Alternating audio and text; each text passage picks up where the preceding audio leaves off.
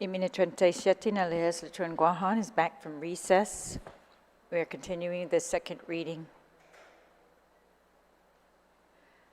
However, I think we are one short of a quorum, so we're going to wait, or if the Sergeant of Arms could please call the senators to the hall.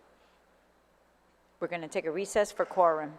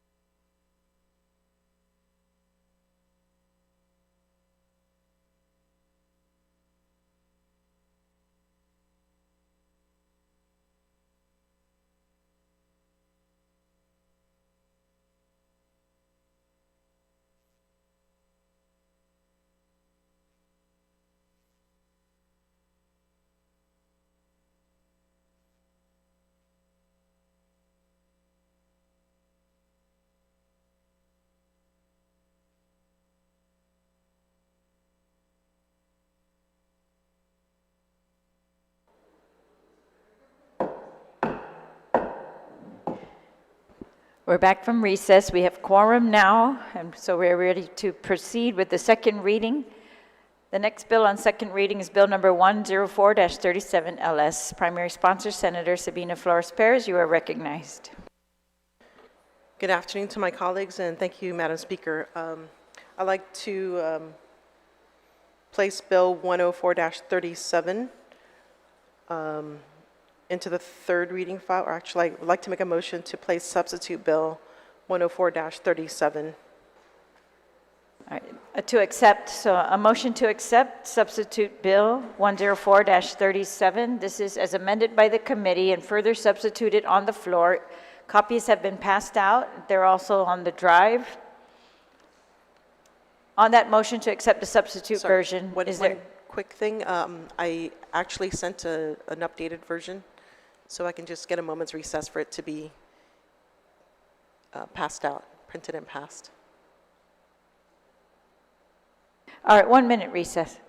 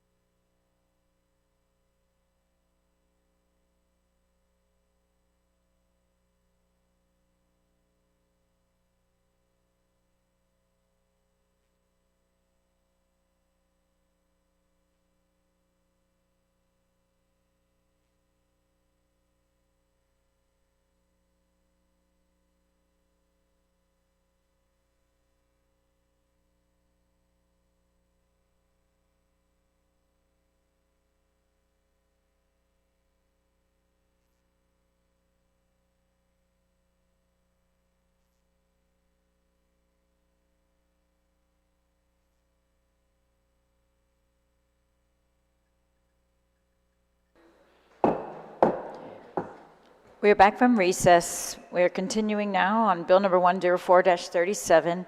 Copies have been passed out. Senator Perez, you have the floor. Thank you, Madam Speaker. I move to place substitute version Bill 104-37 LS. I move to make the motion to accept the substitute version. All right, on that motion to accept the bill as amended by the committee and further substituted on the floor, new copies have been passed out and uploaded to the drive. Is there any objection? Seeing no objection, motion carries. On the bill as substituted, Senator Perez, you are recognized. Thank you, Madam Speaker. I move to place Bill number 104-37 as amended by the committee and further substitute on the floor into the third reading file, and I wish to discuss. Please proceed. So Bill 104-37 aims to address gaps and the bureaucratic hurdles in our current law in order to streamline the process of removing abandoned junk vehicles from public property, rights of way, or private property without the consent of the landowner. These gaps and inefficiencies in the law and its implementation has contributed to the accumulation of abandoned junk vehicles throughout our island that poses significant environmental and safety hazards and that mars the natural, unique beauty of our island home. Last week's news regarding the increased incidence of fires set to abandoned junk vehicles highlights the urgency to address this chronic problem. Bill 104-37 proposes to facilitate the removal of abandoned junk vehicles by updating the abandoned vehicle law by authorizing DPW and peace officers to remove or order the removal of an abandoned vehicle to include tow truck companies in addition to licensed garagemen and the government of Guam after 24 hours. Additionally, upon ordering the removal, key information must be provided to DRT, who will post it on their website and who will notify the owner of the abandoned vehicle to allow for the vehicle to be claimed. If unclaimed after 30 days, the abandoned vehicle can then be sold or disposed of. The current statute places the primary responsibility on DRT to appraise, auction, or dispose of the abandoned vehicle if the value falls below a certain amount. And these procedures have proven cumbersome and ineffective. Additionally, Bill 104-37 would authorize the categorization of junk vehicles as litter if it is incapable of operating on public streets, roads, or highways, and that it has been abandoned on public or private property without the consent of the landowner. The removal of the junk vehicle would rely on the existing Guam EPA regulations and processes with the capability of maximizing the combined efforts of Guam EPA, DPW, and the mayors, and ensuring depollution and the coordinated removal of junk vehicles through an MOU. This could expedite the process because DPW could more effectively and competitively procure the needed services for removal, storage, depollution, and shipping. DPW Director Arroyola previously testified at several hearings, including the Junk Vehicle Roundtable in April 2023, that the problem of abandoned junk vehicles has reached epidemic proportions and which has doubled the manpower needs of DPW for roadside maintenance. Bill 104-37 also clarifies that it does not affect any potential AG enforcement action, thus providing greater flexibility in the mechanisms in addressing this epidemic. I would like to thank Lieutenant Governor Joshua Tenorio and the Abandoned Vehicle Task Force, consisting of multiple government entities such as Guam EPA, DRT, Department of Land Management, Office of the Attorney General, mayors, and others, for their diligent work and input in streamlining this process. I would also like to thank Senator Tony Atta for his work in spearheading this effort in the 36th Guam Legislature. And I would like to thank my co-sponsors, Senator Chris Duenas and Senator Chris Barnett, for their support and co-sponsorship. And I humbly ask my colleagues for their support. Thank you. Sidus Masi, Senator Perez. On the bill, is there anyone who'd like to be recognized on the bill?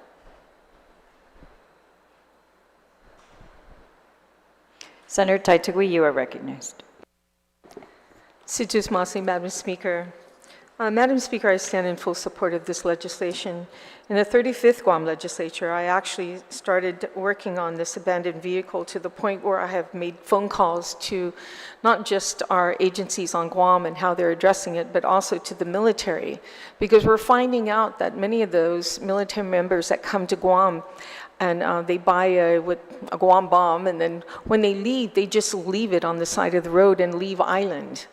So it makes it very difficult to track them down. In fact, we have done that a couple times in my area, as I called the mayor's office, that this car has been sitting here for months, and it looks like it's been abandoned. We then came across some information and found out that the vehicle belonged to a service member that is no longer on Guam, and that more vehicles like this are actually, around the island, that they're just leaving their vehicles here and letting Guam have to take care of it and dump it for them. It's not just Guam, actually, Madam Speaker. As I was doing my research, I also called in some information in Honolulu, Hawaii, because they were having problems with the same thing about abandoned vehicles. And they were trying to find a solution to come up with this situation where service people would just leave their vehicles, and they were looking at providing a sticker for every single vehicle that a service member has to be placed and registered on base, so that if this vehicle is found somewhere and abandoned, all that information is there, because not always is it always the case to find the ownership when a vehicle has been passed from the original owner to another person. You know how everyone signs, if you purchase a vehicle from somebody else, you sign the back of the ownership to receive it.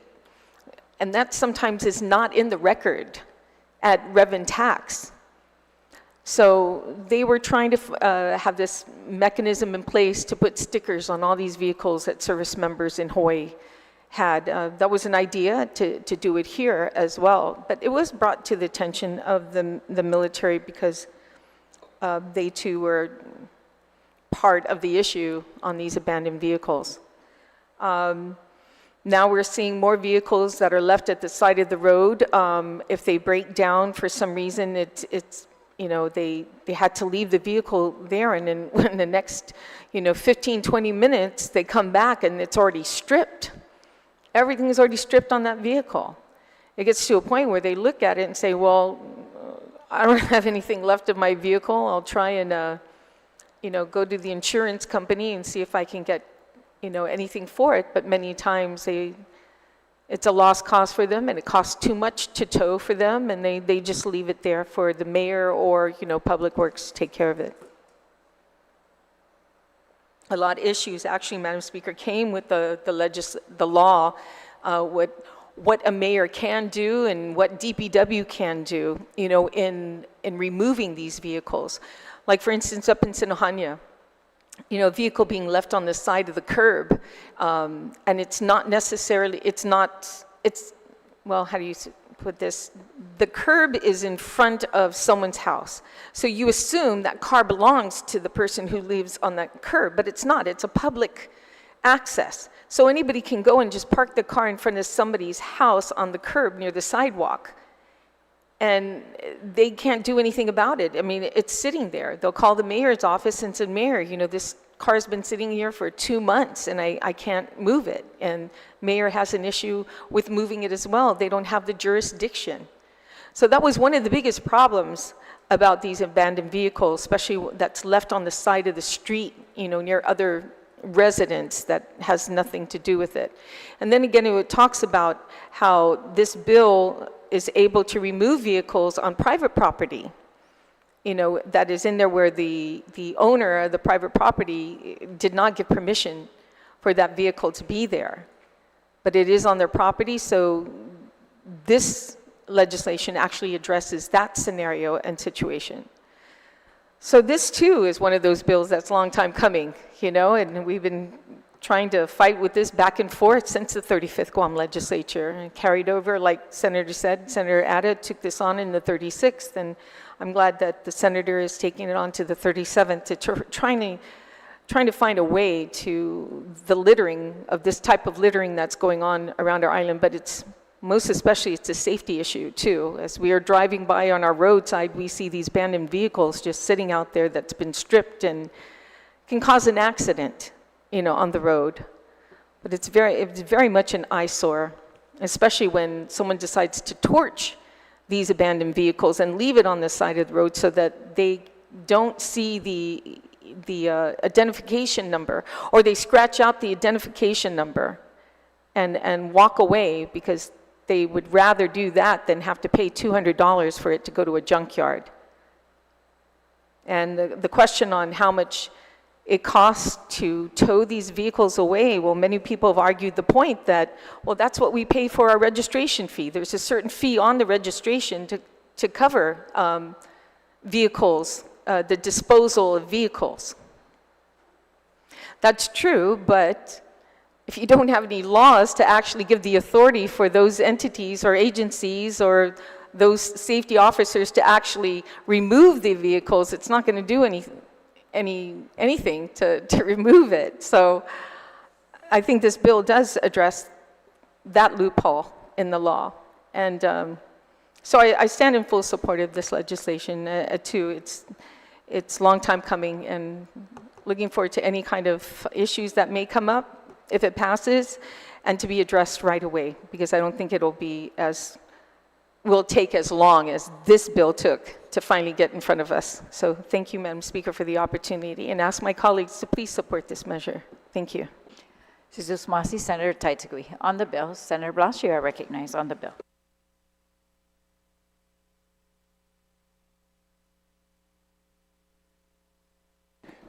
Thank you, Madam Speaker. Madam Speaker, I don't think there's anybody in here that will not stand in support of this piece of legislation. And granted that there have been many years and many attempts to be able to resolve and take care of this. But, when we're talking about loopholes,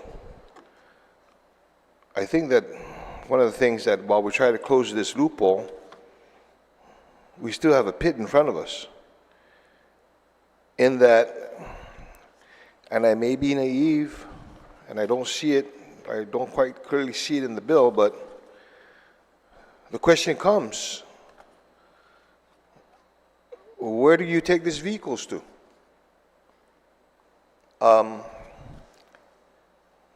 I worked on this issue, trying to find it, and one of the things that we always came up short with is finding the proper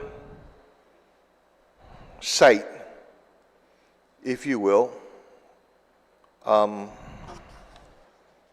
to be able to store it. The argument could be made, well, you take it to whoever picks it up, whichever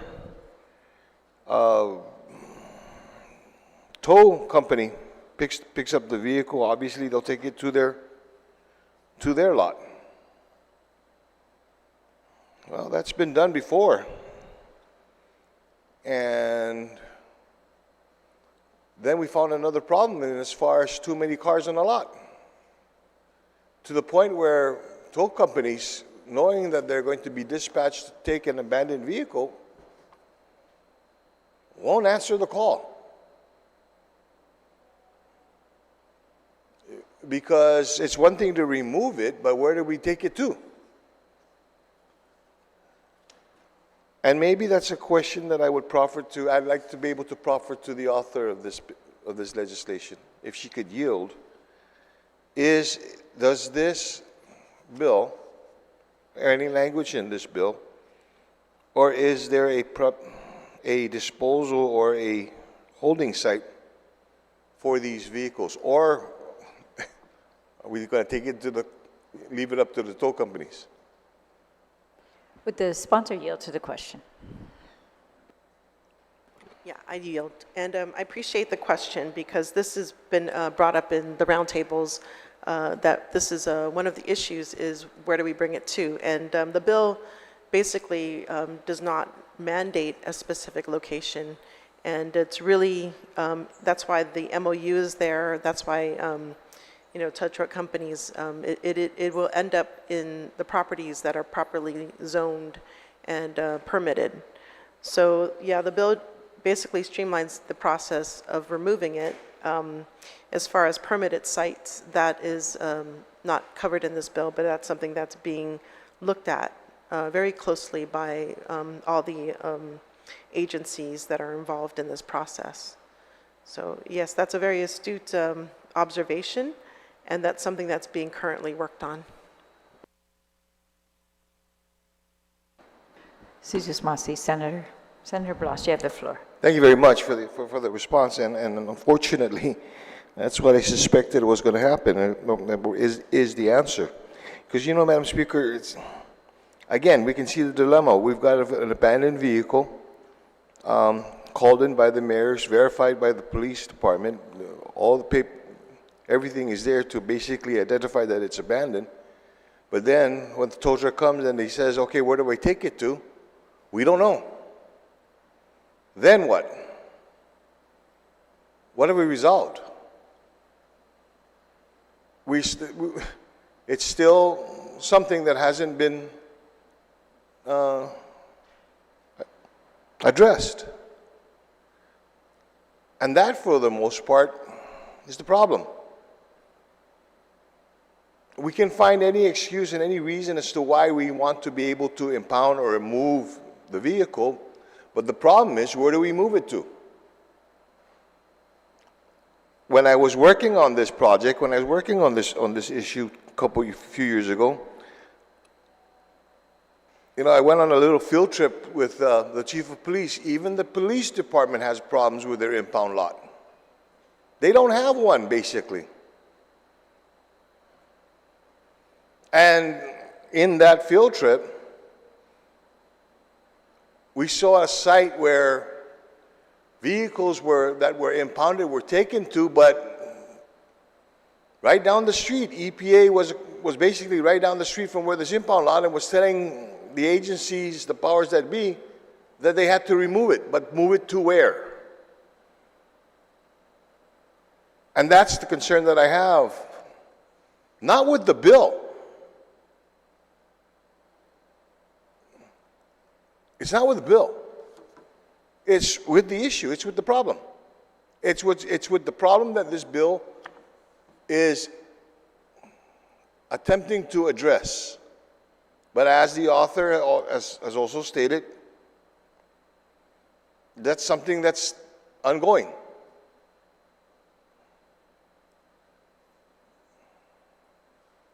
So it's great if we're going to go ahead and put together legislation to say the procedures of what to do when we want to impound a vehicle or we want to basically remove a vehicle, but the concern is, where do we take it to?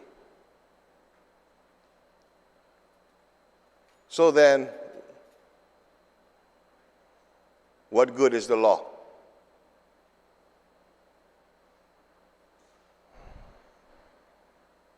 So that's the concern. I need to raise that concern with regard to the issue. Not so much the bill. Bill's great. Okay? It takes care of what appears to be an administrative matter. But logistically, it doesn't resolve it. So thank you very much, Madam Speaker, for the opportunity to be able to speak on this bill. Thank you, Senator Blas. On the bill, is there anyone else who'd like to speak on the bill? Senator Brown, you're recognized on the bill.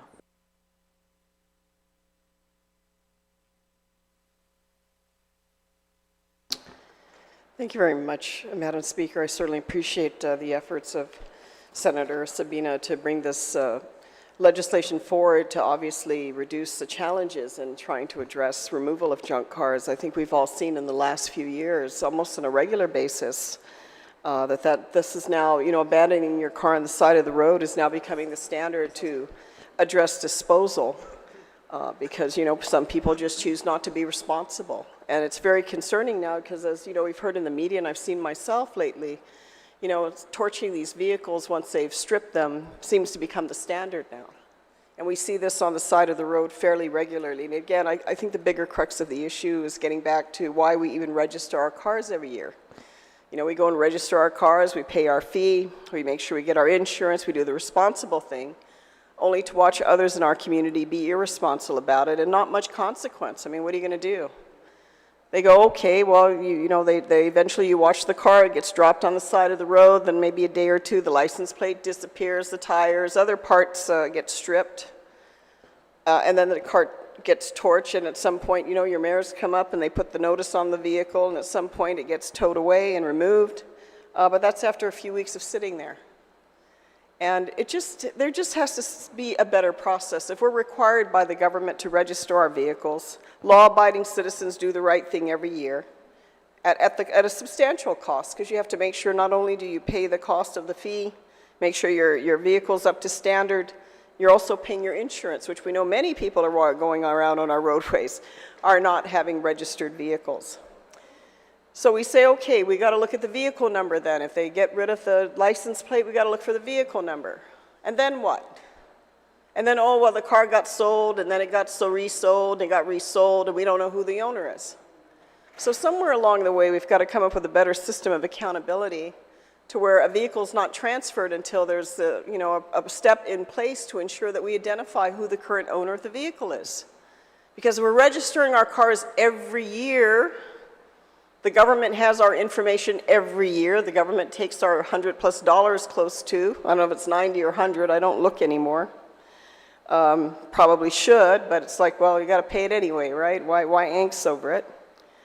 And yet we still can't track the responsible part. And this is now becoming a way to do it because it's easier to do it now. Because this is the way it is, because there's no follow-up. There's nobody being held responsible with, almost 700-800 cars a month, new cars. Can you imagine that coming into our port, coming into our island every month? And we all like our cars and our freedom to drive them. But we also, as members of this community, have responsibility of how to address the proper disposal of our vehicles. Once we determine either we sell it or we determine maybe because of an accident or whatever the case may be that it no longer has a usable life, how do we properly dispose of it? And do we have a better system set up so that our residents can do that? Because right now, this system right now, it just really is, it's just another sign of disrespect on our island. To see that, as beautiful as our island is today and as nice as the sun is shining out there, there's an abandoned, a car being abandoned somewhere on the side of the road, probably at, a street next to you. And we have to have a better way of dealing with this. And there's something further I think we need to address also, perhaps in other legislation, and how do you ensure accountability with these vehicles. But I did want to ask the sponsor, if I may, Madam Speaker, if she would yield to a question. I did notice on page 5, line 12, with regards to the violation and the fee, the fine is about $100. And I wanted to ask the sponsor if she still thought that this was a reasonable amount. Because right now, on average, to tow a vehicle is about $150. So I don't know if this is, should I propose to increase this amount, but I wanted to get her feedback on that because right now it's cheaper to abandon the vehicle than get a tow truck to come and move it, because it's more expensive to get a tow truck to come and hook your car up and take it somewhere. So if the sponsor would yield to that question.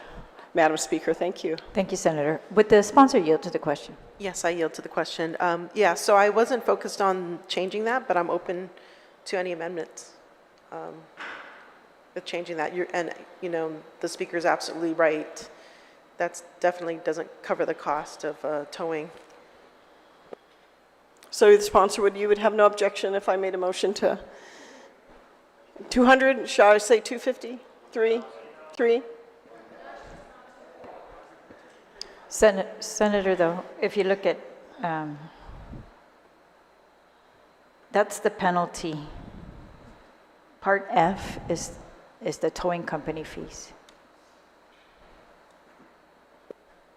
Right, for parking it in the right-of-way, right? The $100?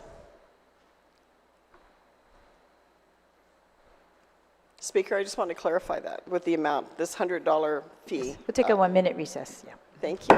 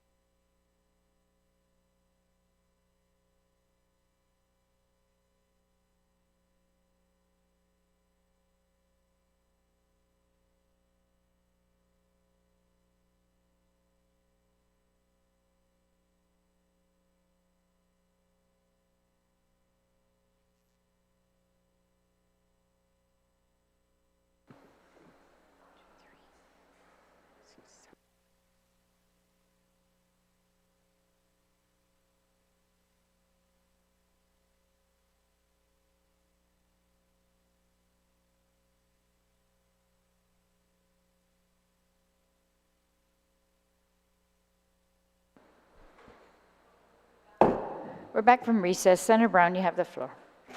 Thank you very much, Madam Speaker. Certainly thank you also to Senator Perez for responding to my inquiry and just in my discussions with my colleagues here, Madam Speaker, if there's no objection without an amendment, written amendment before us, I would like to increase that penalty to add another 0 and increase it from $100 to $1,000 penalty.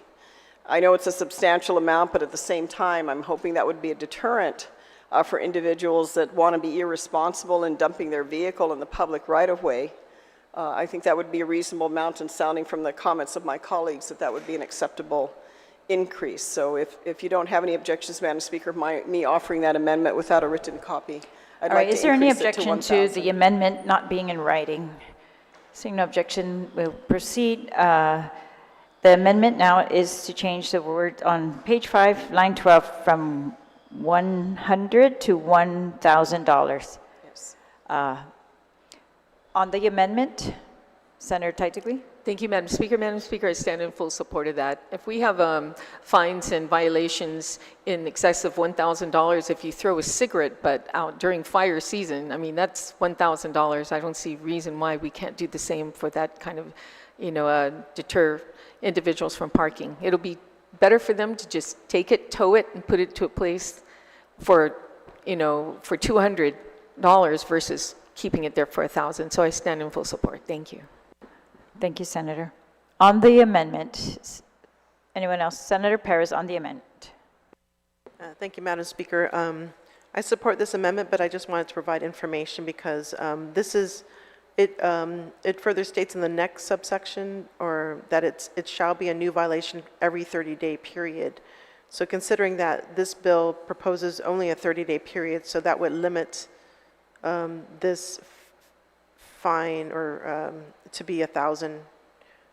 So if it so happens that the 30 days is extended to a longer period, then that would be, I guess, a multiple of that amount. So so it would be still at $1,000 at this point. Thank you, Senator. On the amendment, is there anyone else who'd like to be recognized on the amendment? If not, then the sponsor may close on the amendment. Okay, please close. Thank you very much, Madam Speaker. I don't have any further comments. I appreciate my colleagues' consideration of this amendment. Thank you. All right, on the amendment by Senator Brown to change the fine from $100 to $1,000, is there any objection? Seeing no objection, motion passes. On the bill, Senator Brown, you're still recognized. All right, on the bill, is there any senator who'd like to be recognized on the bill? Senator Fisher, you're recognized.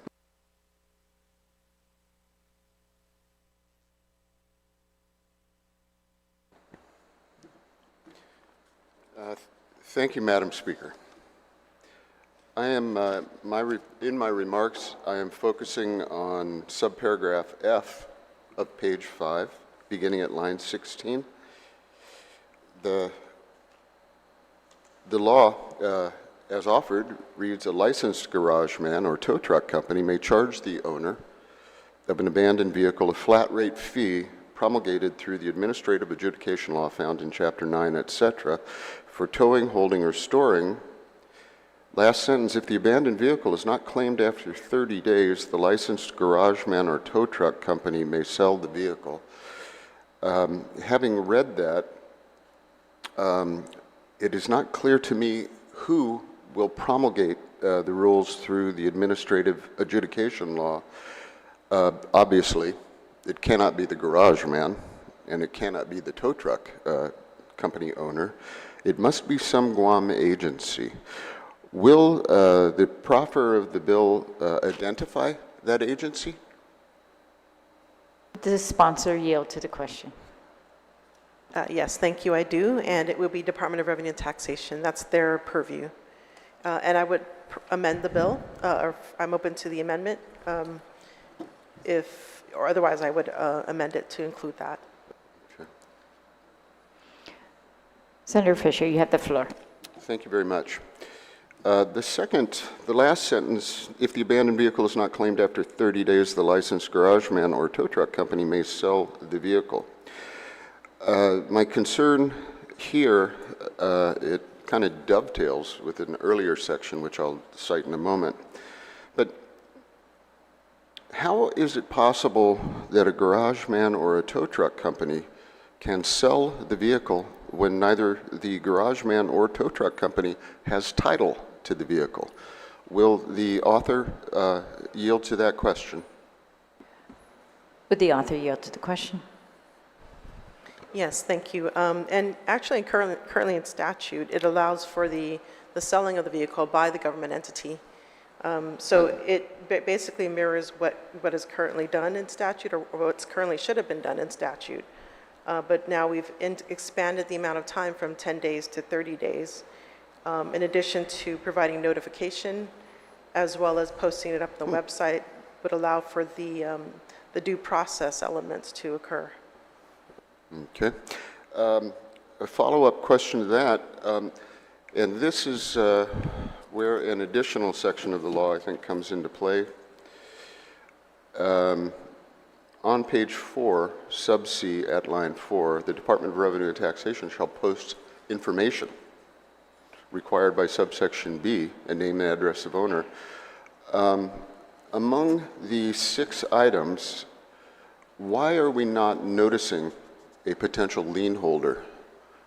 Thank you to the author for using the phrase due process, but a lien holder being deprived of property without notice it's a rarity, to say the least. And, I'm sorry. If I could ask the proponent of the bill to address that concern of no notice to lien holders, such as the Bank of Guam or Pacific or NFCU, they actually have a lien on the property. It's a, mortgage chattel lien. Chattel mortgage lien. Does the proffer of the bill think it would be appropriate for revenue and taxation, because the lien is obviously recorded there? I mean, they perfected it by filing it at Rev and Tax. Why do you think it would be appropriate for Rev and Tax to notice lien holders? So that if she will yield to that question. Would the sponsor yield to the question of whether, in addition to owners being noticed, lien holders should also be noticed?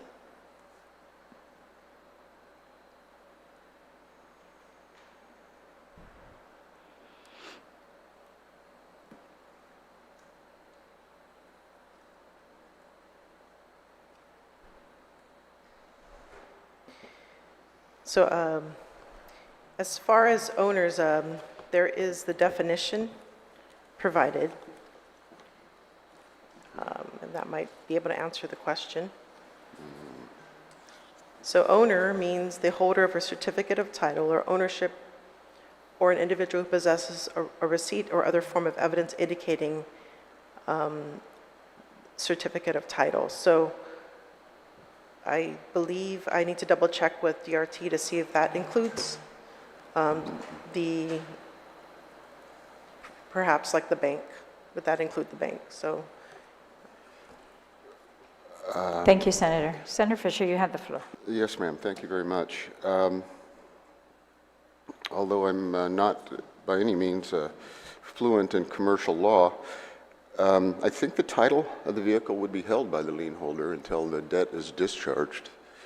It is? Okay, yeah, so that would be the bank. They hold the title until the lien is discharged. It seems to me that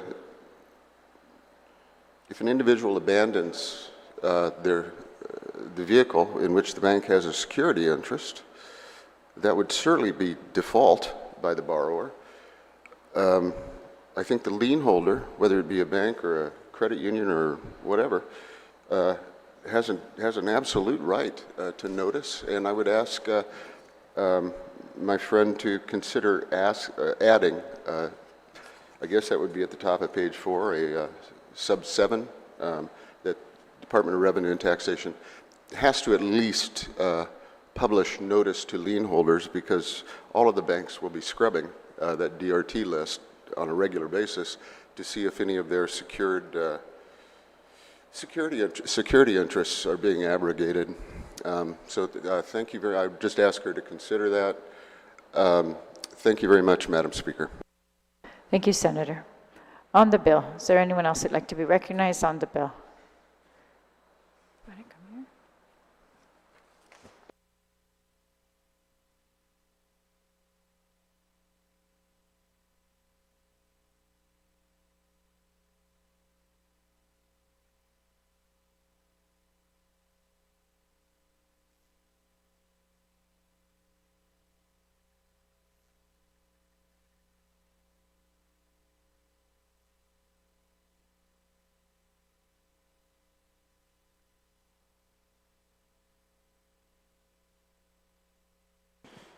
On the main motion, is there anyone who'd like to be recognized on the main motion?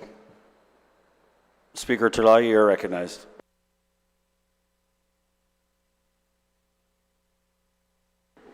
Thank you. I stand in support of this bill as amended and as substituted, and I want to commend the authors for really addressing some of the root of the problem. I know it's still going to be a challenging situation, but it's one of those things on Guam that we're going to have to keep plugging away at this until we get the perfect solution. So this is a big improvement, I think. One of the things that I'm amazed to find in here that is not in existing law is the naming of the crime of tampering with the vehicle identification number. We've heard testimony after testimony from GPD and the mayors that they cannot tell the owners of these abandoned vehicles, and because the VIN numbers, the identification numbers, have been destroyed. So this actually makes it a felony to interfere with those VIN numbers, and I'm hoping that that's going to, I think if we can publicize that enough and catch a couple people, that's going to really put some deterrent. At least that's the hope of this type of a penalty, making it a felony. So I'm very grateful to see that in here. I know that's something the mayors have really been looking forward to. And I also like, the kind of holistic approach on this. I think the amendment for the penalty that my colleague made earlier is a good one.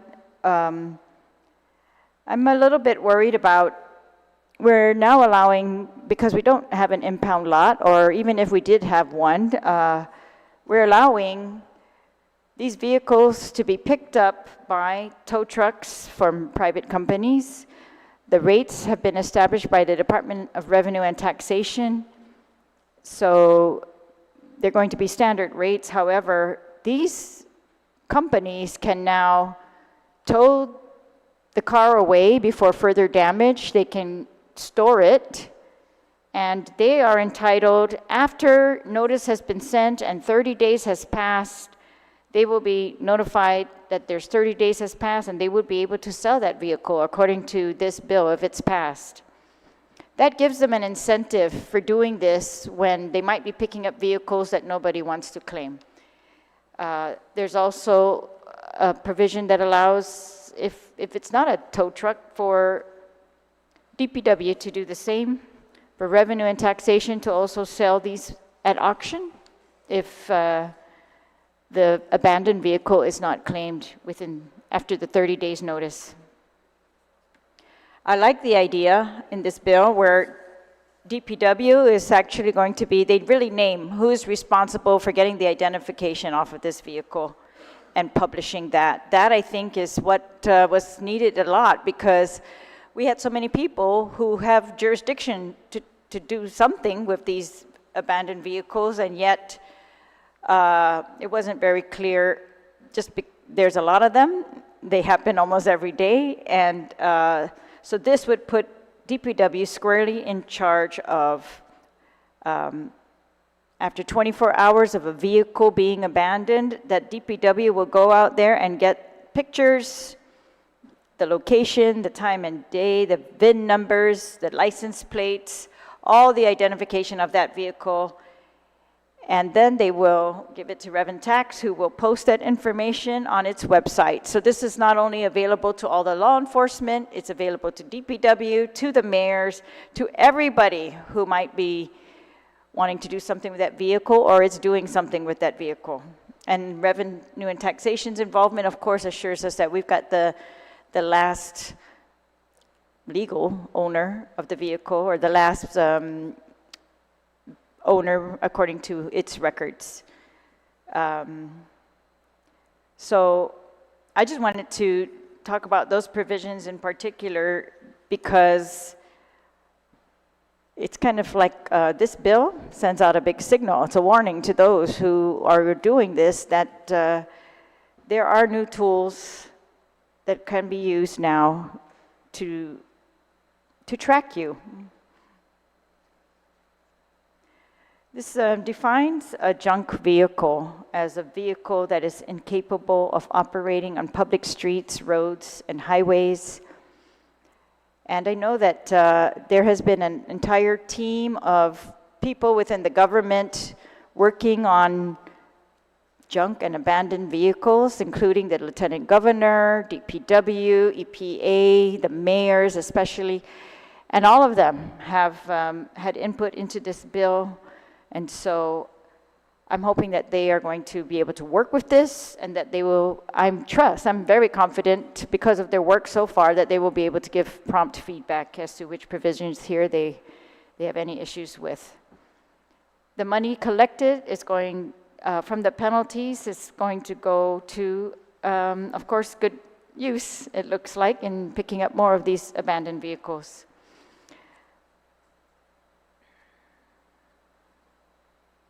It protects scrap dealers, the towers, and ensures that EPA, DPW, and the mayors are going to be able to continue with the work that they have begun, and that nothing in this bill is going to impede that work.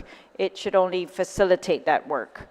So I appreciate all the work on this bill, and definitely appreciate this author's consistent work on this topic. This is not the first bill by the legislature, and certainly I'm sure not the last, where we are trying so very hard to deal with this huge problem of illegal dumping, abandoned vehicles, junk vehicles, and the huge costs that have been put on all of us as taxpayers to take care of these, and the huge health risks that we continue to incur by having these vehicles on private property and public property. There are huge risks. I think we haven't even seen the worst of what could happen.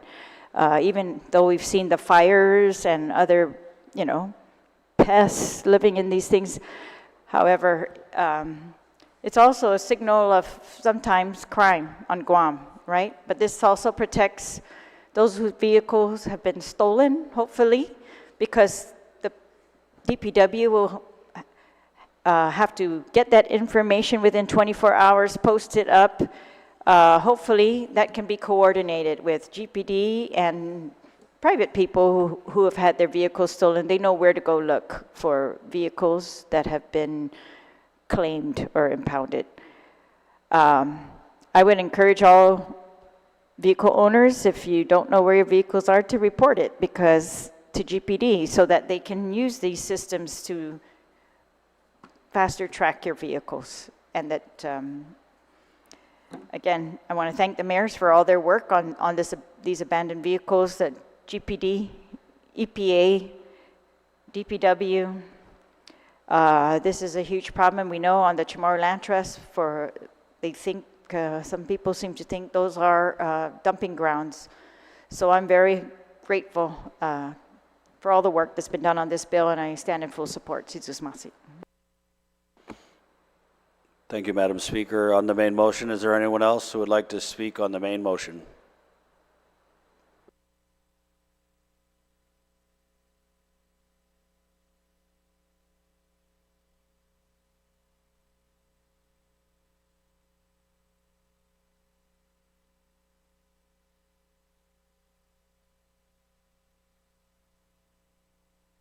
Senator Barnett, you're recognized. Thank you, Madam Speaker. Rise in full support of this measure, and I definitely commend the author and everybody who's had their hands on this this bill and had a part in getting it on the floor here for their hard work. Hard work that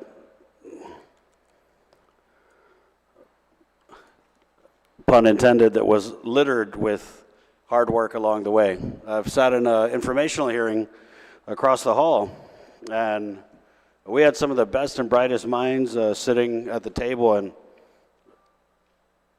they were really racking their brain trying to figure out how to solve this problem. And I commend the author again for streamlining the process to where we can now see an abandoned vehicle that's been parked for more than 24 hours on public or private property be removed, as opposed to the very convoluted and confusing process that exists in the current law. I mean, we heard from Reverend Tax and Guam EPA, and while this bill streamlines it so that a vehicle can be picked up once it's been parked for more than 24 hours, I mean, it seemed like the notice process alone that the Department of Revenue Tax, according to the current law in the books, had to go through, seemed like it took 24 years. And they actually testified in that hearing, and I want to say, could have been another hearing, that they've actually never gone through this process. And so I thank the author, because Lord knows this is we didn't have this problem when we were young. You know, when we were young, you could drive around the island, taking its beauty. Now here in 2024, I walk outside the offices in Agatna, and I see homeless people, I see abandoned vehicles, I see graffiti. And it's sad. It's sad that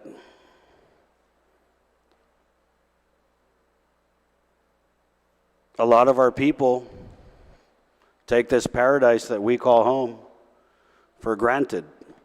They don't even consider it a paradise. And so I fully support the penalty of raising that penalty from $100 to $1,000.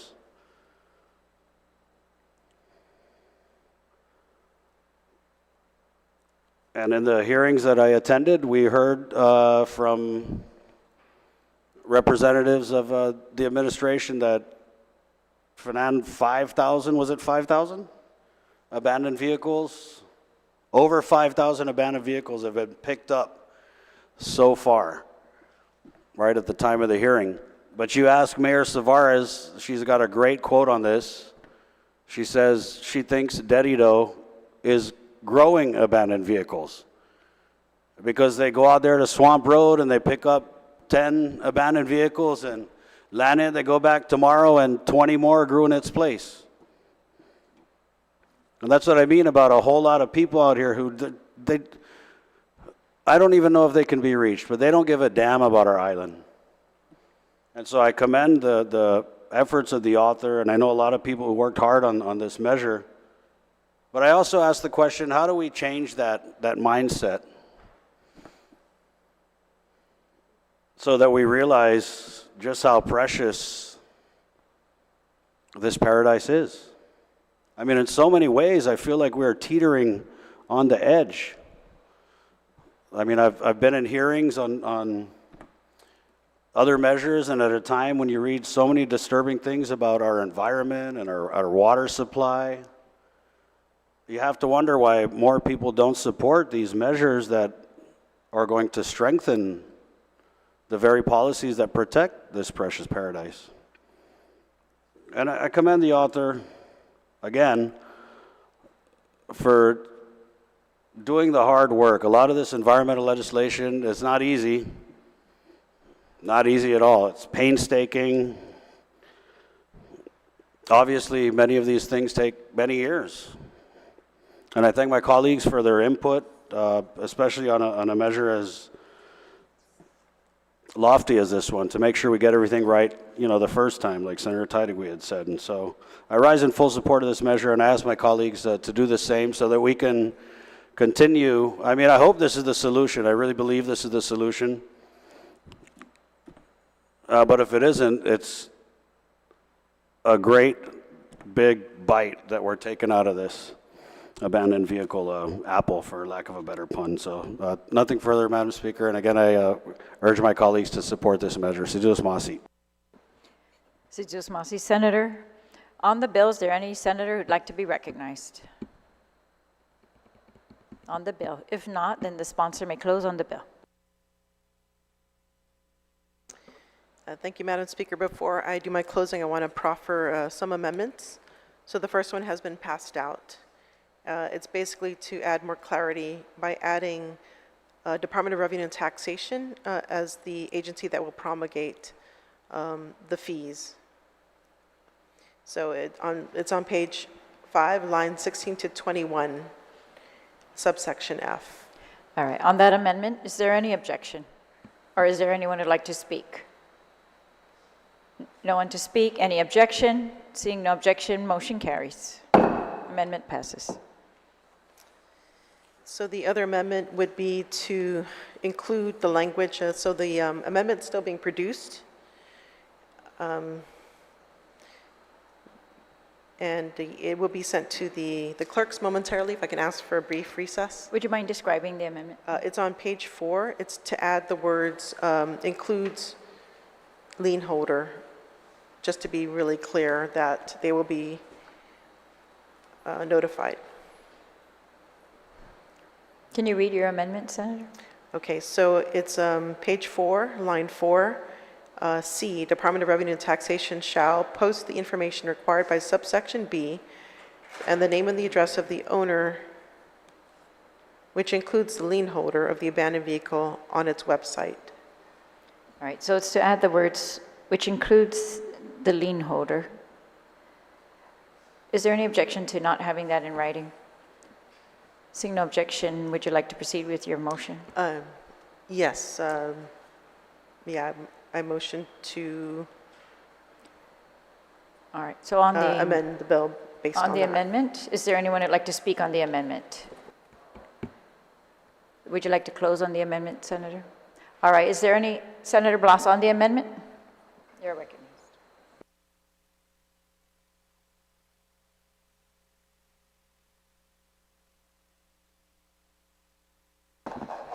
Just to clarify, Madam Speaker, where on page 4? Line 6, where it says name and address of the owner, it shall now read name and address of the owner or the lien holder. Why lien holder? Would the author, would you like the author? Yes, I'd like the author to Would the do. author of the amendment yield? Yes, I yield to the question. So this is in response to one of the queries about would that include the lien holder? And just, we haven't been able to reach, to get a response from DRT, so just to be safe, we want to make sure that let's say the banks, for instance, who holds title to an abandoned vehicle, that they also be notified in addition to the registered owner. So it really just to cover all the bases.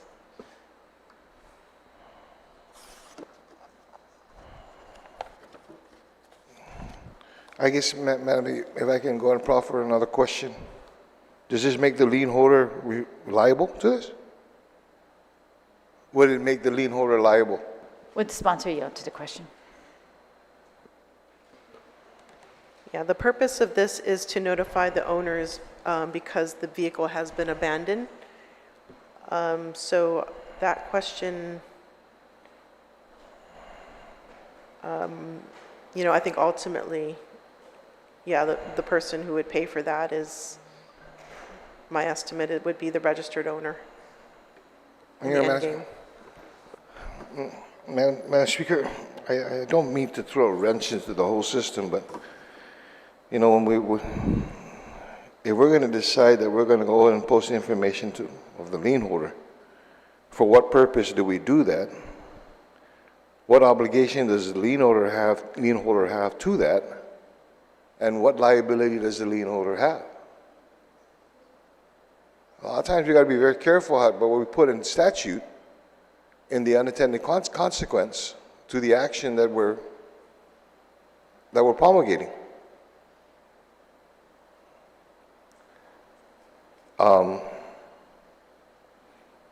And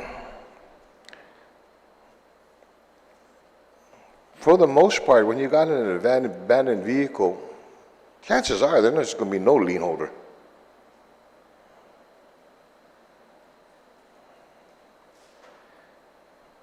And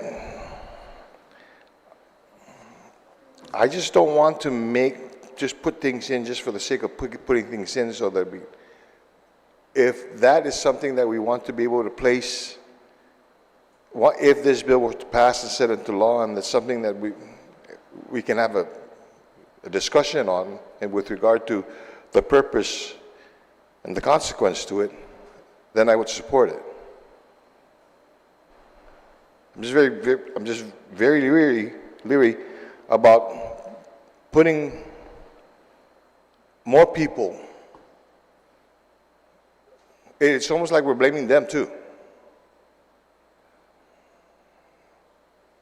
And it's not clear as to whether or not there's any liability on their part.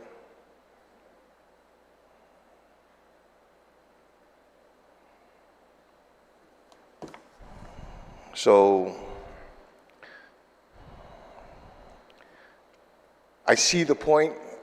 I'm just not comfortable yet with why. Thank you very much.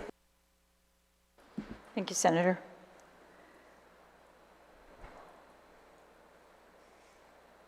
On the amendment, is there anyone else who would like to speak on the amendment? If not, then Senator Fisher on the amendment. Thank you, ma'am. I understand that the purpose of the amendment to add lien holders, because lien holders, a lien is nothing more really than a notice of a security interest in chattel, such as a car, such as your house, such as all sorts of things. And if we extinguish the security interest without notice, then we have taken somebody's property from them without notice. So I think that the offerer of the amendment is merely preserving the rights of all individuals who may have an interest in an abandoned vehicle, whether or not it be in brand new shape or burned out. Nevertheless, it is a thing which is owned by someone in many events, and an interest in that is a property right. So I think that may be why it was offered. Thank you. Thank you, Senator. On the amendment, if no one else on the amendment, Senator Barnett on the amendment, you're recognized. I just wanted to rise in support of the amendment and commend my colleagues for this bipartisan spirit and these bipartisan efforts to turn out a really good bill that I hope will be passed swiftly. Sidus Masi. On the amendment, is there anyone else who'd like to be recognized? Senator Nicholas on the amendment. I support the amendment. I think I support the bill too.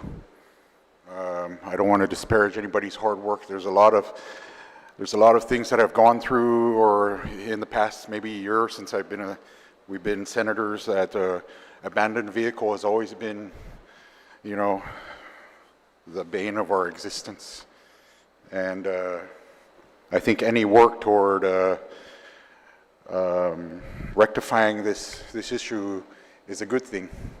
I applaud Senator Barnett's earlier speech, and it is very disheartening and that we have people on the island that don't care about our island. I used to pick up my wife. Her work was right next to a bus stop, and they would just abandon a vehicle overnight. Just drive it right there and abandon it right next to where we pick up kids, you know, with the bus.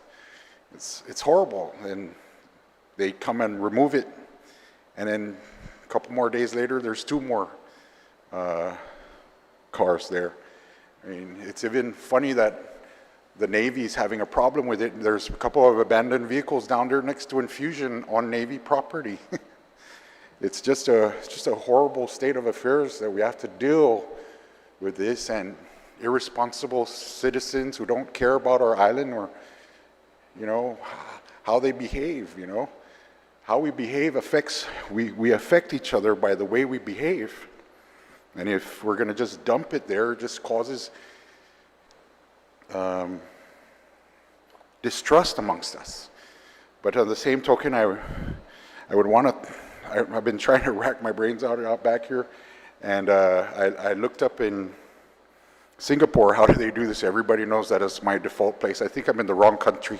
Maybe I should just move to Singapore. But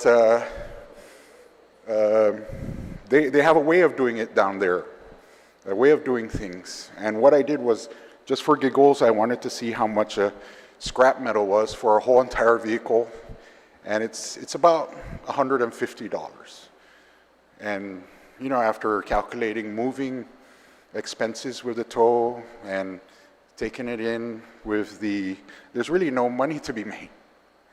So I think moving forward, I think we can try to find a way where we can encourage people to abandon their vehicle in the right place, like at a scrap metal place. Maybe proffering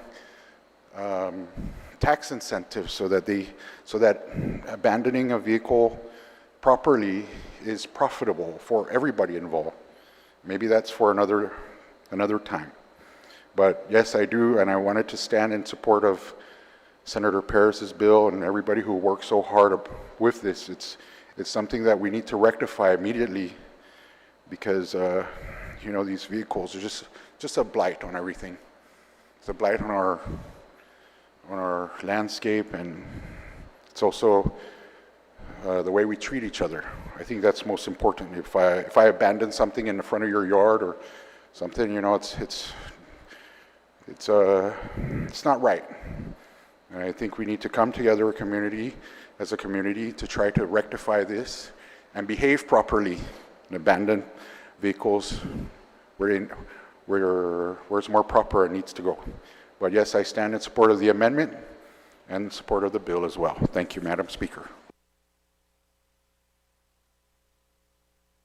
Thank you, Senator. On the amendment, is there anyone else who'd like to speak on the amendment? If not, the sponsor may close on the amendment.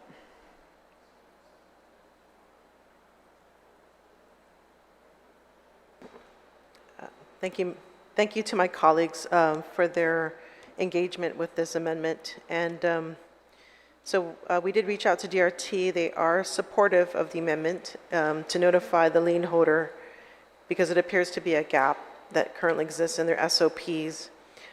Just to kind of give you an idea that, you know, I think it's in the best interest to notify the lien holder because they have a claim on the vehicle.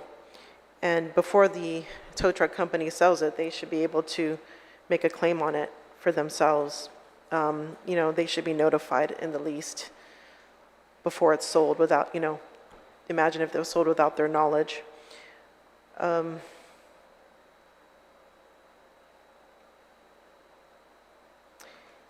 this is something, I'm also getting information too that it's the lien holders have a ownership interest as far as security or collateral, but not a beneficial interest, and that those with beneficial interest can be liable for the misuse of the property. So that's some of the research that I'm getting right now, or comments in regards to liability.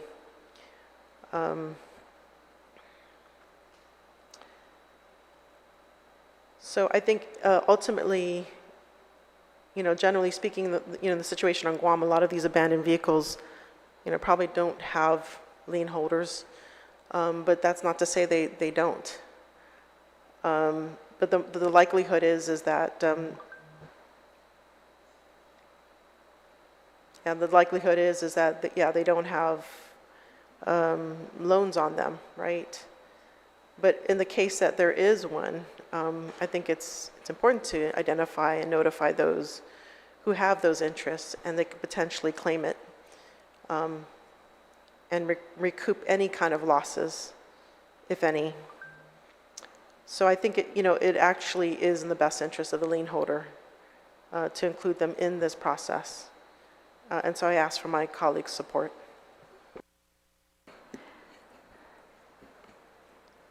Thank you, Senator. On the amendment, is there any objection? Seeing no objection, motion passes. Amendment passes. You still recognize Senator Perez on closing?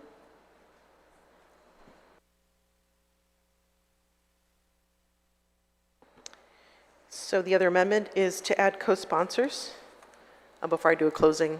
So Senator Tydegui, Senator Dwayne Sinicolas, Senator Joanne Brown, and everyone else who would be interested, unless they choose not to. Thank you. So I just want to thank my colleagues for their support in recognizing the need to address this long-standing issue of addressing the epidemic of abandoned and junk I'm vehicles. sorry, Senator. We're going to take that motion for adding co-sponsors? Yes. So the motion was to add Senators Tydegui, Sinicolas, and Brown as co-sponsors. On that motion, any objection? Seeing no objection, motion carries. Sorry, please proceed, Senator. And then if there's all my colleagues, unless they choose not to. There's a motion to add all others as co-sponsors. Is there any objection? Seeing no objection, motion carries. Okay, thank you. Again, I want to thank my colleagues for their support in engaging this process to make a better bill and to really kind of shine a light on the need to address this epidemic of abandoned and junk vehicles.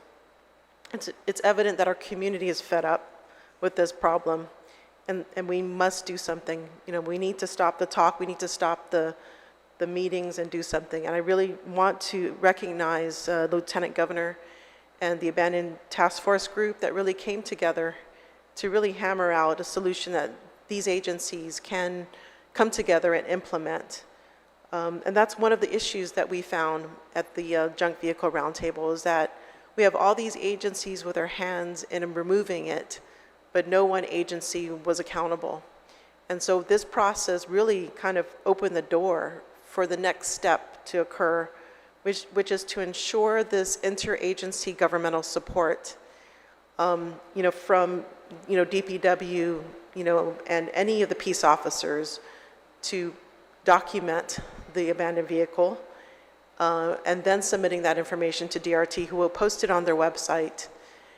And then from that point, after 30 days, the vehicle can then be disposed or sold. And so this really is an improvement of the current process, because we were mired in bureaucratic red tape, and which was not utilized in the recent history to remove abandoned vehicles. And so really it was the work of these staff and the task force to really come to a solution that I believe will make a difference. I know, yes, there is the issue that we still need to deal with in regards to a property. That is one of the hurdles. But again, with the intention of this group to solve this problem, this is another issue that we need to address, and we are currently looking at it as well. I think, this epidemic of junk vehicles is part of, it has to do partly with the importation of our vehicles, right? So we import over 8,000 vehicles annually, and we probably don't see that much leaving island. And so we really need to continue the work of removing those barriers and obstacles. Changing our laws is just one step, and it's important that we do so because a lot of these vehicles pose environmental hazards, It poses safety hazards, and it is very demoralizing to see in our neighborhoods. And so it is with this that I proffer this bill with the support of my colleagues and the input of our community and senators such as Senator Blas and Senator Tony Atta and all those who I failed to mention. You know, I thank those that, you know, on the shoulders that which we stand to continue these efforts, because this is a chronic issue that needs to be addressed. And I think we have what it takes. And so I ask for my colleagues' support. Sidus Masi. Sidus Masi, Senator. And on that motion to place it on the bill on third reading, as amended by the committee and further substituted on the floor and further amended on the floor. On that motion, is there any objection? Seeing no objection, motion carries. We're now on bill number 166-37 COR. Primary sponsor, Senator Brown, you are recognized.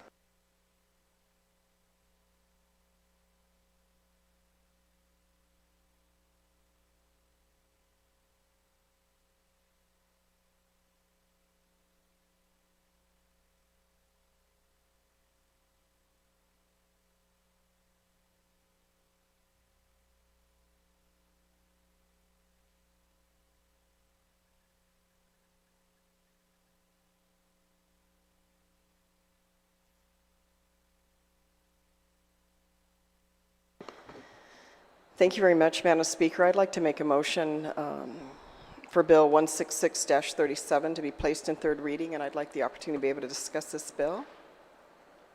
Please proceed.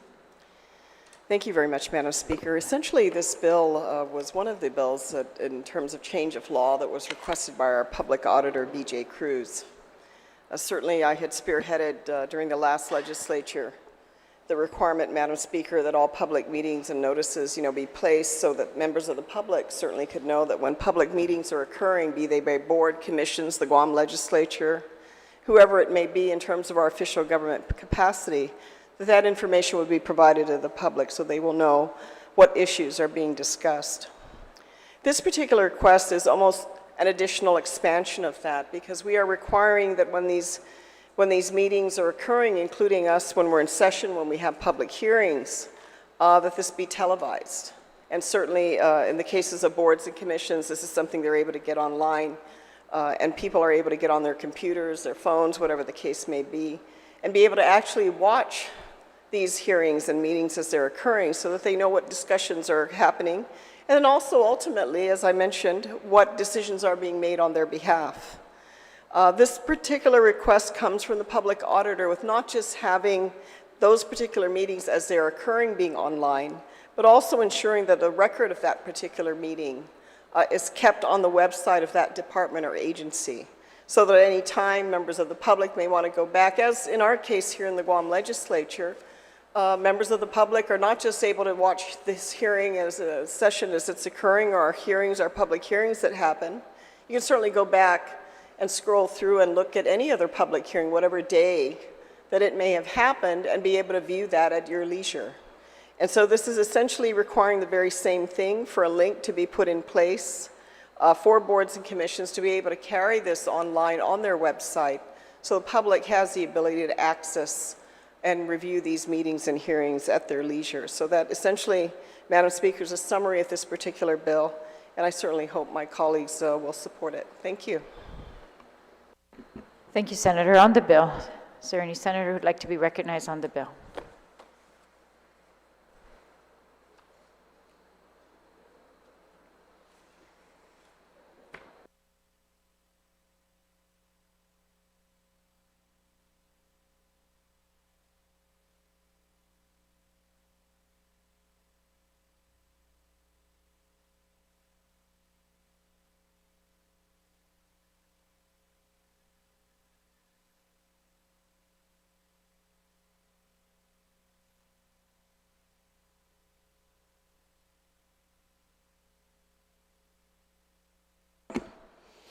On the main motion, is there anyone who wants to speak on the main motion? Speaker Terlai, you're recognized.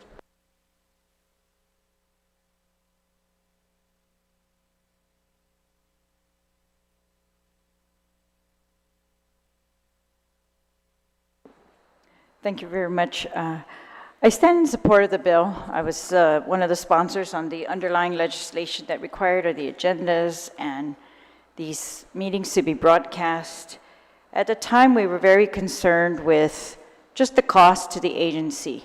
Big, large agencies, I think, have no problem doing this. At the time, small agencies, some of them were not even able to get websites going. They were not able to, they didn't have equipment to record their meetings, or they did audio recordings, but they were not equipped at the time to do live transmissions, which they all seem to have accommodated at this point, some better than others. My only concern is just during the public hearing, the Office of Technology was not there. And I want the Office of Technology to, I believe this is going to be a mandate that they are able to fill. Because some of these small agencies, I do not want them to waste money hiring somebody who can take care of all of this technical stuff for them. And I think that's what has happened on the broadcasting of the meetings is they've consulted with the Office of Technology and they've been able to get advice on how to broadcast. And they've been using platforms like YouTube or Facebook to save costs as opposed to doing it through internal means. And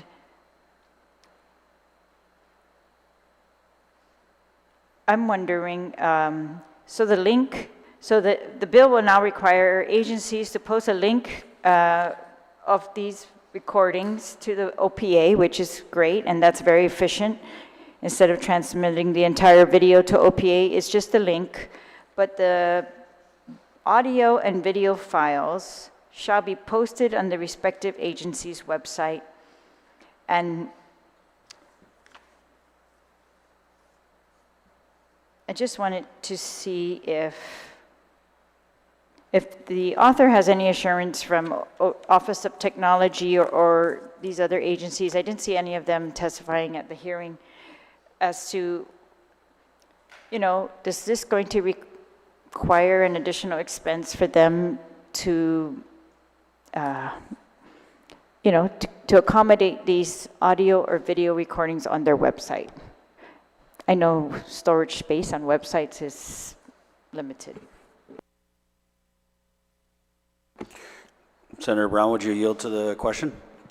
Thank you very much, Mr. Speaker, and certainly I appreciate the question. It's a very, very legitimate question by our speaker with regards to this. I've not received feedback by the Office of Technology and also was a bit surprised that they did not attend the hearing. I don't know if the oversight chair of the committee provided that notice to them.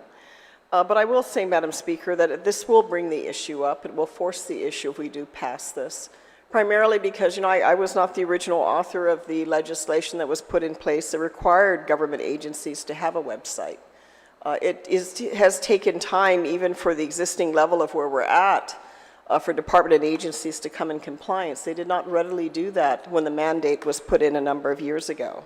So yes, there might be additional costs, but that's something certainly if the upcoming budget, that if there is an unburdened cost on these department and agencies, that they will put that request in their budget. I feel it's critically important more so, and even though I hear complaints about, it's costing us money to do this, it's costing us money to do that. We're almost $1 billion government of Guam agency, and any investment we do to keep transparent, keep accountable, keep responsible in terms of actions and decisions of government entities, including, more importantly, how they are spending tax dollars, to me, is well invested. So certainly I can't directly answer your question with regards to feedback of Office of Technology, but I certainly hope they will extend their assistance, particularly to the smaller government entities that we do have that may have boards and commissions that would fall under this requirement to provide them that assistance. And certainly I would support any effort. Well, I'm not one for a lot of government spending. I certainly, in this particular area, feel that it's absolutely necessary to ensure accountability in our government as well. But thank you for the question. Senator Brown, Speaker Terlai, you have the floor. Yes, thank you very much, and thank you for yielding to that question. So just by chance, prior to the session, I was looking for one agency's Chamorro Land Trust meeting. They published on Facebook live. They also publish on YouTube. And the YouTube link was actually, it's called something, and I don't have it in front of me, but something like the Government of Guam YouTube link. And under that, they have various agencies, including Chamorro Land Trust. And that link was actually much clearer, or the angle of the camera and the sound was much clearer than the Facebook recording, just FYI. But, so I'm just wondering, instead of actually putting that bulky audio or video file, if we could amend the bill to just add on the front of this line a link to, the words "a link to," and then to continue with all audio or video files shall be posted on the respective agency's website. And that would allow Office of Technology to either, carry that bulky stuff itself or allow the YouTube to continue. I'm finding that satisfactory myself. And I don't have that in writing either. I just thought of it right now. But maybe I would just ask for a 1-minute recess. Let's take a short recess.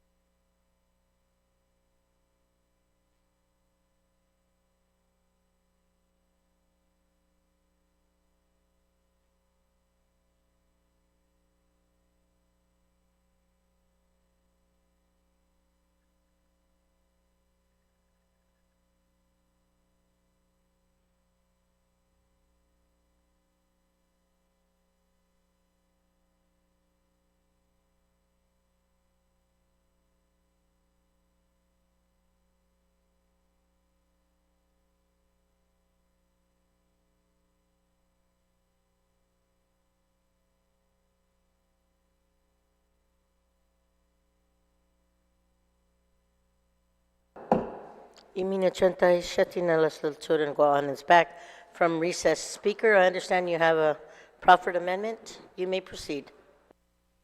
Yes.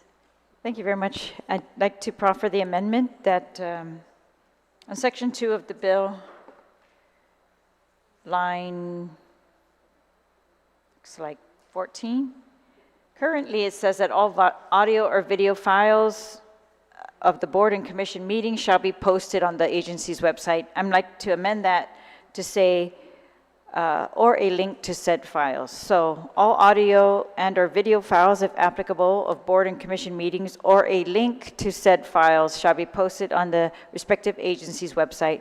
Again, this is just hopefully to save costs for that agency. I think they're still required to keep those recordings according to the open government law. But to post them up, if they can do that in a way that saves money as opposed to putting it on their website and incurring that bulk storage server, then I would propose that we allow them to do that. Currently, I think they're doing it, even OTEC is doing it through the government of Guam, or the, Guam YouTube site. So, Madam Speaker,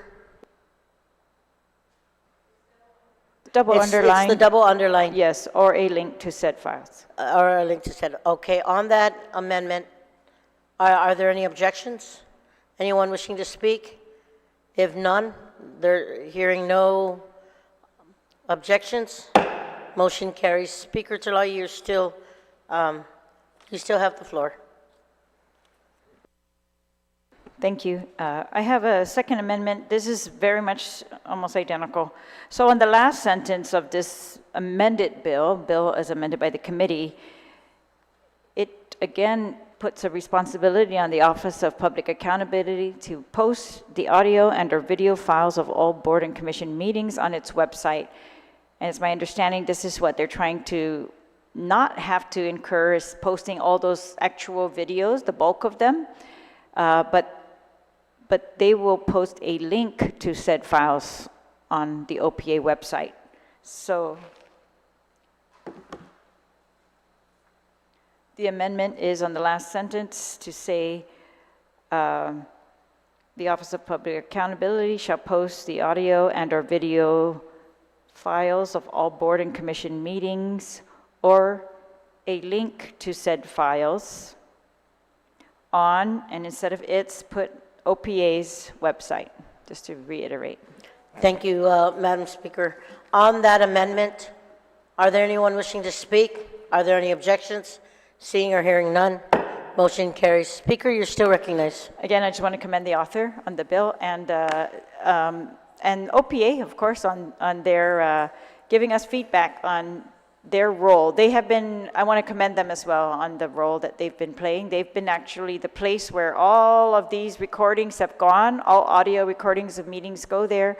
So we are able to find this. And this I found very helpful, because sometimes if you look at the minutes of the meetings, they're so incomplete, or they say a phrase when really there was an entire discussion that took place at that meeting. They're summarizing, in other words, and we're not seeing the full extent, of the discussion that took place at those meetings. So I'm finding the audio or video files very helpful. I love the live streaming. I want to thank again the author for mandating that. We are now able to watch real time and not have to rely on the news reporting. We can see for ourselves what exactly took place there. So, Madam Speaker.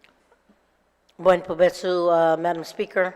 On the main motion, Senator Tello Tadagui, you're recognized on the Brown legislation. Thank you, Madam Speaker. Madam Speaker, I stand in full support of this legislation. I know that Senator Brown has been working closely with the OPA director in putting this together and trying to find ways, not just this bill and other bills too, trying to find ways to cut, cost or shave off what the expenses that he has in his office, and she continues to do that to this day. There are about almost 70 boards and commissions that the OPA has to keep tabs on, and that's quite a few. I was very disappointed too that Office of Technology was not there, because they can also share some of their wealth and their ability to house so much of these, the servers that the bulk of these meetings to put on their server. They have funding for this. For them not to come, they need to be more engaged, and I hope by my comments being made today, calling them out, that they need to be more engaged on providing the services for our agencies, because they do have the funding for it. Not just what's appropriated to them, but they have grants that are given to be able to do this. They also brought into my attention the fact that these links that are done on YouTube, and I just found out today that I didn't realize that it's free. It's free to put up anything you put on YouTube. And I didn't realize that, but there's going to come a day that we can't rely on that, and a lot of the data and information that we put on our website on links to may disappear one day. And what are we going to do there? And I think that that's something that we're going to have to address down the line on storing this in a safe area, and not be relied on a private company to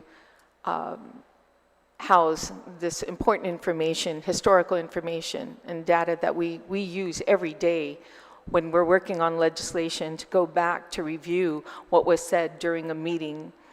And so it's that important that we do that later on in the future. So I stand in full support of this legislation, and thank you for the opportunity, Madam Speaker. You're very welcome, Senator Tadeko. Anyone else on the main motion? Senator Barnett, you're recognized. Thank you, Madam Speaker. I just wanted to take this opportunity to rise in support of this measure. The more transparency, the merrier. And I commend the author for her work on this bill. I know it's a busy session for Senator Brown. I also commend Speaker for input on these very fine amendments, and I ask that my colleagues also support this measure. Thank you, Madam Speaker. You're very welcome, Senator Barnett. Anyone else on the main motion? If not, Senator Brown, you may close.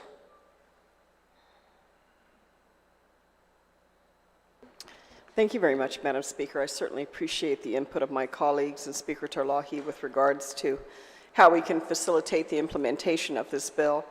But I also concur as well with the comments by Senator Tello Taitagui that we need to look at what the future will be with regards to these recordings. I mean, in the old days, we had VHS tapes. You remember that, Senator, Madam Speaker. We were together when that was the means of recording the hearings and session that occurred in the Guam Legislature. Certainly, we have new technology and a way to do that, but we also have to ensure that there's a way and a means to keep permanent records of certainly our actions here and our decisions here on the floor of the legislature, our intent when we address legislation.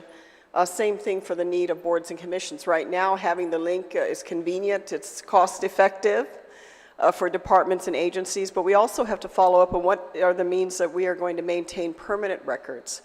Because certainly we are doing this at the leisure of a private company, and if they simply choose down the road, or they become inoperable, or they decide to erase this data, what do we do if that's the means under which we keep these official records for the government of Guam? So that's certainly means of further discussion. I'm sure after this, if this bill does become law, we will also still follow up with the Office of Technology and find out what they can and cannot do and what assistance they're providing to government agencies. I mean, especially the smaller ones. I just got off the phone with the OPA office, and certainly the bigger agencies, the CCU, those type of organizations that have the resources are able to readily address and have been doing this. But obviously we have smaller department or agencies that don't have the technical expertise on hand that would need the assistance of the Office of Technology to help facilitate the ultimate mandate of this legislation. So again, I thank my colleagues for their input and certainly appreciate your support. Thank you. Thank you, Senator Brown. Could you please move it to the third reading voting file? Sorry, Madam Speaker, if I can, I was a bit remiss. I also want to include Senator Jesse Lujan as a co-sponsor. Certainly Senator Chris Williams and all members that are here today, if they have no objections to be included as co-sponsors on this bill. Thank you. Thank you very much, Madam Senator Speaker, for Brown. the On that indulgence. motion, are there any objections? Seeing or hearing none, motion carries. On the motion to place it, Third reading? She added everyone here, Yes. everyone that's here. On the motion to place it in the voting file. Yes, Madam Speaker, and also just again, the motion to once again place this Bill 166 on the third reading file. On that motion, are there any objections? Seeing or hearing none, motion carries.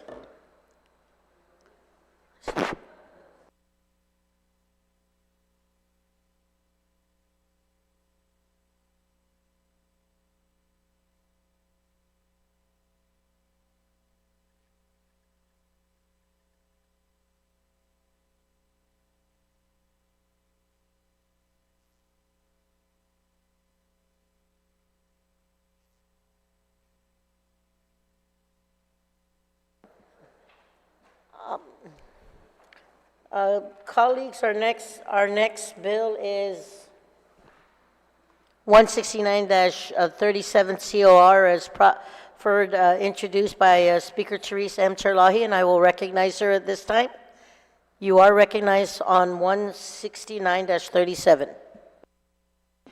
Jesus Mossy, I'd like to make a motion to place Bill number 169-37 COR is amended by the Committee on Environment, Revenue and Taxation, Labor, Procurement and Statistics, Research and Planning onto the third reading file, and I'd like to discuss this motion.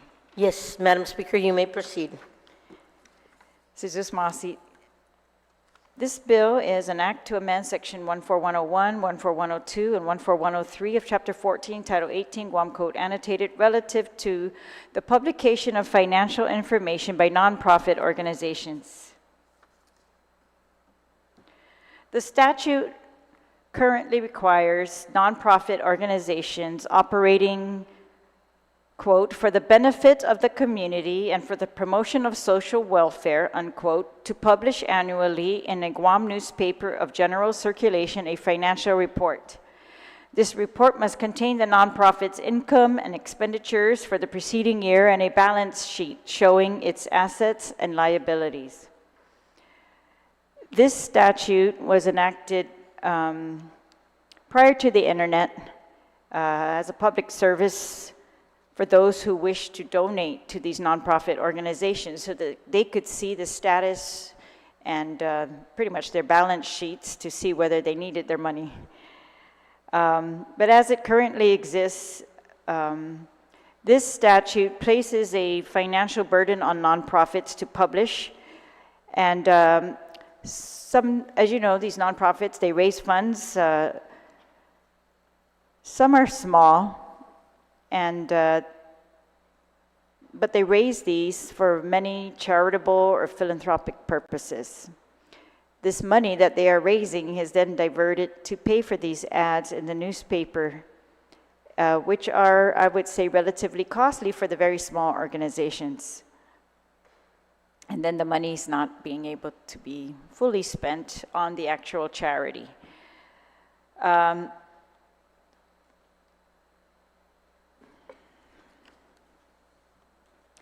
If enacted, this bill would still satisfy the purposes behind the publication requirement, but eliminate that burden of publishing in a newspaper. So under the bill, the nonprofits would annually submit their financial statements to the Guam Department of Revenue and Taxation, which will then, the department will post the financial statement on its website.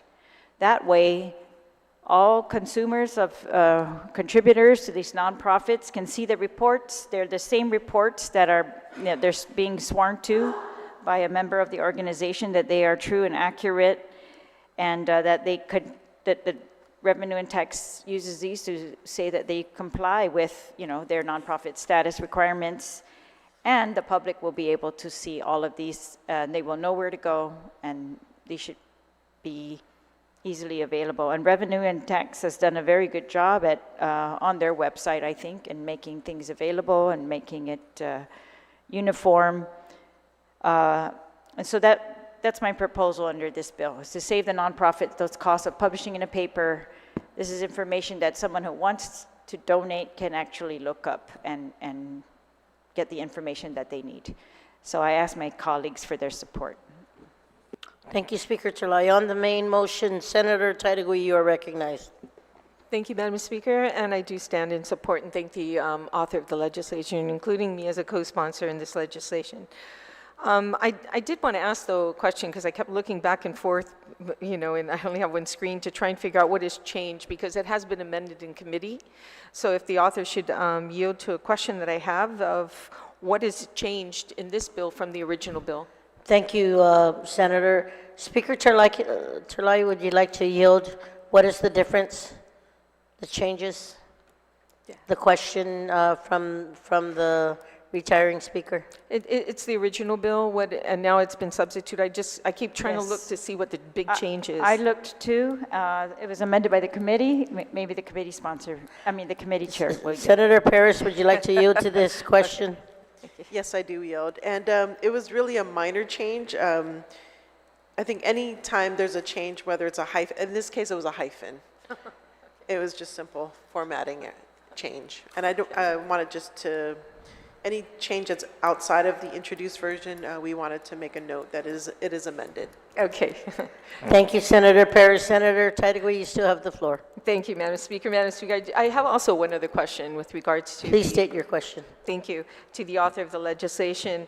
Are nonprofit organizations required to have a website? And is there anything in law that requires them to post it on their website? So first, are they required to have a website, a nonprofit? Speaker Terlayo, Terlayo, would you like to yield? I'll yield, but I'm a little bit guessing, but I'm pretty sure no, they are not required at all to have a website. Okay. Thank you. Senator Taitagui, does that help? Yes, it does, and it leads me to maybe trying to introduce legislation, because if we're giving a status of nonprofit and giving breaks to these agencies, and then we're taking away the newspaper where they have to yearly post it in the paper, we're taking that away, then there needs to be another option other than revenue tax. So I'm not going to proffer any amendment. I think it's something else down the line. But to realize that these nonprofits are not required to have a website, to put their financials on, which would make it more convenient for most people. So maybe down the line we can change that. So other than that, this morning has been great. Transparency is in full bloom in this body, and everyone continues to do their part to show the people of Guam that we want their trust again, and that we're doing everything we can to get that trust back by this body. So I stand in full support, and thank you. Thank you, Senator Taitagui. Anybody else on the main motion? If not, Speaker Terlayo, would you like to close or move to the third reading? Yes, thank you, and thank you for my colleagues speaking on the bill and their support. And I just want to reiterate, so the reports that nonprofits are supposed to file are supposed to include a statement of income and expenditures for the preceding year and a balance sheet showing assets and liabilities. And the financial statement shall contain a certificate as to accuracy by an officer of that organization. So exact same requirements. Instead of just being published in a newspaper, they will now be published on Department of Revenue and Taxation's website for all nonprofits, even those without websites themselves. So, Cesar Masi, and I ask for your support on this bill. Can I also just thank, this actually came to my attention by one of the nonprofit organizations and former Attorney General Ken Orcutt. Just like to thank him for his help. Cesar Masi. Can you move it to the third reading, Madam Speaker? Yes, and I'll reiterate my motion to place this bill on the third reading as amended by the committee. Thank you. On that motion, are there any objections? Seeing or hearing none, motion carries. Colleagues, it's 4:45 right now. Speaker?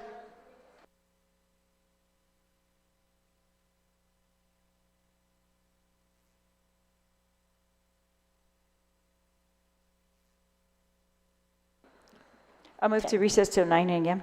On that motion, without any objection, motion carries. Thank you. Good night, everybody. Please be safe. It's raining out there.